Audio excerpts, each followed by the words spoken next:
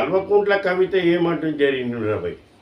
Already KCR గారు separate గా డబ్బులు తీసి శాంక్షన్ చేసి 28,000 మందికి దళిత బంధు శాంక్షన్ చేశారు. మా తమ్ముడు మహేష్ ఆధ్వర్యంలో మీరందరు చేసిన ఉద్యమానికి 10,000 మందికి ఆల్రెడీ రిలీజ్ అయ్యాక తప్పని పరిస్థితి వచ్చింది. 18,000 మంది మిగిలి ఉన్నారు. మీకు చేతనైతే ధైర్యం ఉంటే ఇప్పుడు బడ్జెట్ సెషన్ వస్తుంది, అంత లోపల రిలీజ్ చేయాలని చెప్పి. మీ లెక్క దోసుకోలేదమ్మా, మేము దోసుకుంటే చేస్తుండే ఆ పని, కానీ మేము దోసుకోలే కదా. విన్నావా? మేము దోసుకుంటేనేమో ఆ పనులన్నీ చేస్తుండే. మిత్రులారా, ఈమె ఏమంటది? ఫస్ట్ కులగన గురించి మాట్లాడుతుంది. 10 ఏళ్ళు మీరు చేసిరు, మీ ముఖాలకి ఎన్నడూ కులగన చేయలే. ఒకటి, దళిత బంధు మొత్తం రాష్ట్రంలో దళితులకు అందలే.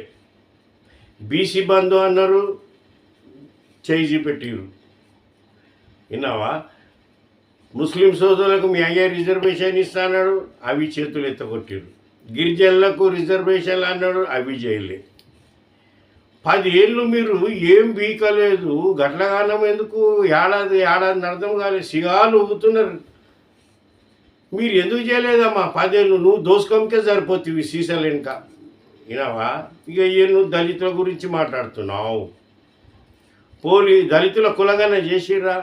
కులాల వారిగా మీరు ఏమైనా చేసిర్రా? ఏం చేయలేదు. కులగనకు లెక్క కూడా మీరు తీయలేదు. మళ్ళీ మీరు ఏం చేసినట్టమ్మా? ఇవాళ దళితుల ఉద్యమం చేయాలని అంటున్నావు. మొన్నటిదాకా బీసీలో దుఃఖం పెట్టినావు. బీసీలు ఎవరు సహకారం చేయలేదు, ఏ సంఘాలు ఎవరు రాలే. అసలు మీ బీసీ కులం కాదు, దళితులు కాదు. ఊర్లలో దళితుల భూములన్నీ గుంజుకుర్రే మీరు. అప్పుడు ఎంకట్ల మీ దొరలు మా దళితులను ఆగం పట్టించిర్రే మీరు. నువ్వేమన్నావు? మీ అయ్యా దళితుని ముఖ్యమంత్రి చేసా, దళితులకు 3 ఎకరాల భూమి ఇస్తా, దళితులకు ఏడ జాగుంటాడ ఇండ్ల కట్టుకోనికి 5 లక్షలు ఇస్తా. ఏం బట్టవాజి మాట్లాడరా నాయన మీవి. అబ్బాబాబాబా, అంత దొంగ లెక్కలు నీవి. మీ కల్వకుంట్లనే దొంగ లెక్కలు అన్నీ. అది ఒక సామెత ఉన్నది, పిల్లి అంట 100 ఎలుకలు తిని కుంభమేళకు పోయిందట మొన్న స్నానం చేయనికి. అట్టున్నాయి నీ లెక్కలు అన్నీ. విన్నావా? ఇవాళ దళితులు వెనుకొచ్చి మాట్లాడుతున్నావు. ఏం చేస్తావమ్మా నువ్వు? చెప్పు. దళితులకు మీరేమైనా చేసిర్రా? ఏం మాట్లాడుతున్నావు నువ్వు? తెలంగాణ తొలి మైలో డాన్ జైలుకు పోయి వచ్చినావు. తెలంగాణదే రికార్డు సృష్టించినావు ఢిల్లీలో. విన్నావా? జైలు పోయి కేసీఆర్ గారిని జైలు పంపిస్తే వాడు రాజ్యమే ఒలగొట్టుకుని ఈడ మీ అయ్య రాజ్యం తిన్నావు. ఇక ఇప్పుడు కేరళ ముఖ్యమంత్రిది లొల్లవుతున్నది. ఆడు కూడా పోయేటట్టే ఉన్నాడు. నువ్వు ఎంతమంది ముఖ్యమంత్రులను మింగుతావు ఇట్లా? నువ్వు చెప్పు.